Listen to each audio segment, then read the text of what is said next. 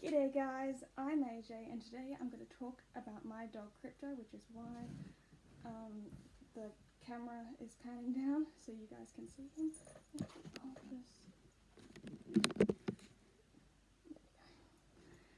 Yeah, so hi. This video is mainly for We Rate Dogs, but anyone can watch this. It's just a short thing about his story, at least so far. So I got Krypto as a rescue. At first I wanted to get him to be my service dog, but but when we got him from the rescue, he was very nervous, like he was shaking like he was in a blizzard or something.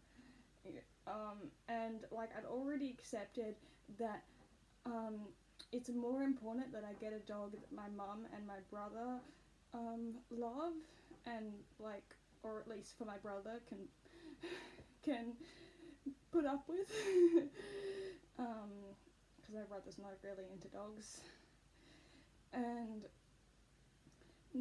my mum seemed really happy with him, so yeah, we got him. But like I still had that hope of like maybe after a bit of training he could possibly be a service dog. And when he first arrived at the house, he went from shaking, like panting in the car, to zooming around the house super happy. Like we thought that he was going to be super overwhelmed by all the new space, but he was like excited, overwhelmed, if any sort of overwhelmed. Like, and then like they said that when visitors came over, he would probably like hide under the bed, but instead he like sniffed them, like curiously, and then he would love them, and then if he was excited to see them, he would bring them a toy. Like if it was someone he'd seen before, he'd bring them a toy. Particularly if it was mum who came home from work or something, he would bring her a toy. And if I was away, he would definitely bring me a toy. Like they said that he was good at separation anxiety, like being home alone, but not anymore, I guess. So it seems like he had a lot of decompressing to do with it all. He's just so anxious. And I started to realize that he is just so much like me. Like I have generalized anxiety, he has some sort of anxiety. He's super curious and loves his toys. I'm super curious and I love my toys. In other videos, I'm fidgeting with a toy because he doesn't always want to be held 24/7, and I want to show him off when I'm doing something like that. And like he loves collecting his toys and getting many as he can, and I love doing that with my autism. A lot of my autism is just like collecting things. Just like mum's like, these toys don't help you, you just put them on a shelf, and it's like, yeah. Like you don't do anything with them. It's like, yep, I love that. I just want them all. And I also like read something about gift giving, like dogs love language, how they have love language as well, and like if they love hanging out with you and especially loves going on walks with you, then it's personal time. And then if they love how you give them food and that sort of thing, there's acts of service and etc. And his is definitely gift giving, and so is mine. So it's just like it's like what Hiccup says in the beginning, at the end of How to Train Your Dragon 1, which we watched the remake of last night. it just like, he looked at me and he was feeling like the exact same feelings that I would feel. And he looked at me and I saw myself. I looked at him and I saw myself reflected through those eyes. And then on the third day that we had him, I had a panic attack, mainly because I was worried that he was too much like me, that he would just be making me more anxious, and that we wouldn't, bounce off each other well. And so I started having a panic attack about that. And then he came to me and he's like, "Are you okay?" And like nudging me and trying to sit on my lap. And then I told him to go and get Mum because she hadn't noticed that I was having a panic attack. So he went and actually did that. But he like didn't want to leave me. He kept looking back. And so after that, I'm like, you could be a service dog. This could actually work. And so I tried it out, tried training him, and he did his very best. But then at church, I think it was the third or second time he went to church, maybe it was just the second time, he bit someone. He gets really triggered when someone puts their hand in front of his nose to smell it. Like, sometimes if you just put your hand straight down and therefore he can come towards it and he can choose, then he's alright. But if you just put your hand out for him, then he'll more likely be triggered and more likely think that you're about to do something. Like, he sees it as this, you see it as here.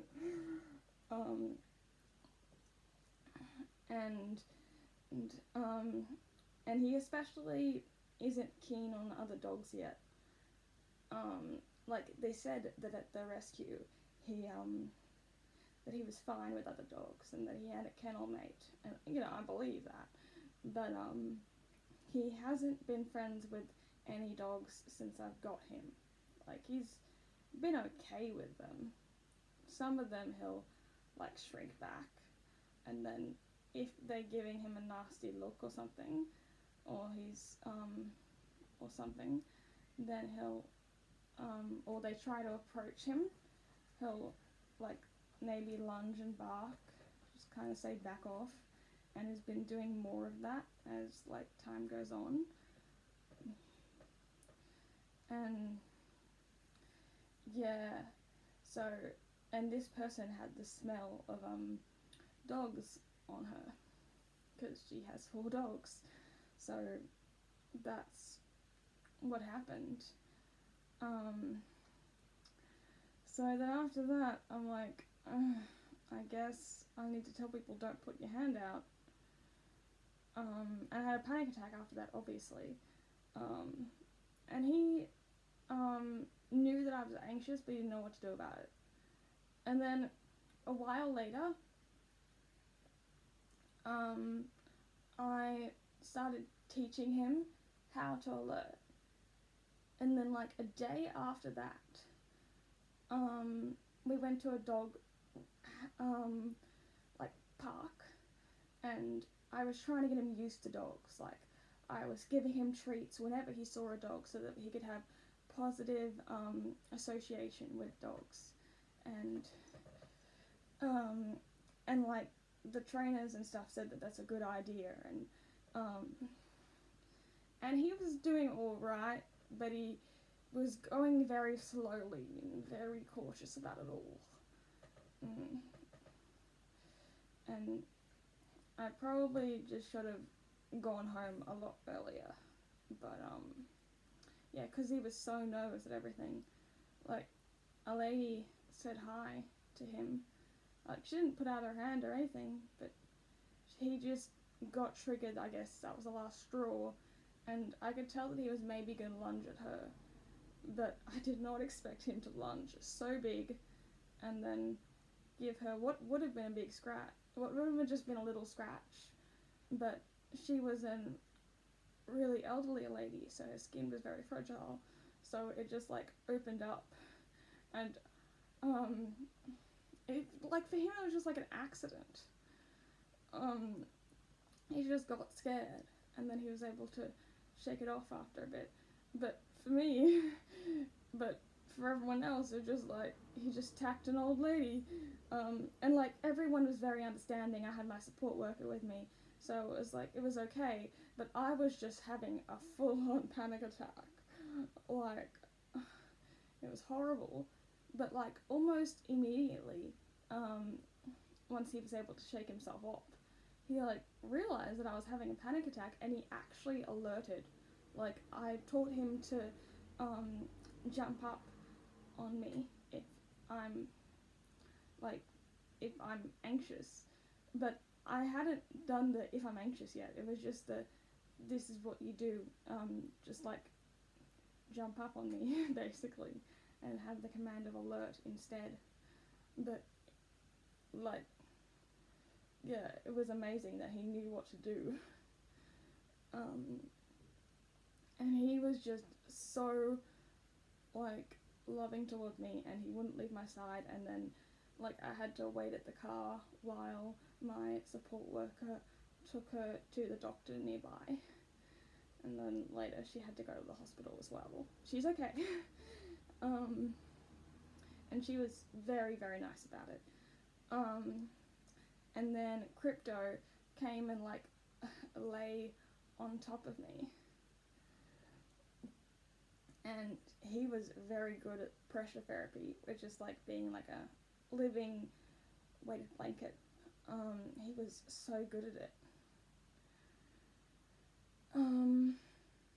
And now we've got a trainer, and it's working. Like, it is so relieving to like know what to do every day, and to help him improve, and to get it done. I don't think that I'm going to be able to get him to be an assistant dog, service dog, whatever you want to call it, anytime soon, if at all. But at least he is a really good emotional support animal, as in he's really good at helping me at home. Like, even a week of having him, Mum said that I had a drastic positive change with sleep. Like, I was having a lot calmer, deeper sleep, and sleeping through the night a lot more.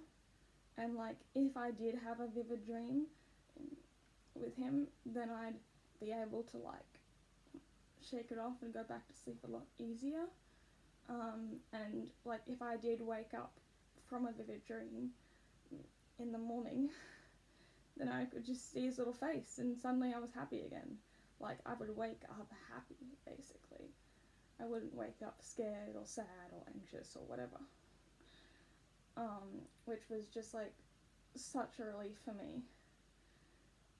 Because I used to have a lot of vivid dreams, like either weird vivid dreams or just nightmares. Like, to most people it would seem like nightmares, but I'm just so used to them that most of them just feel vivid.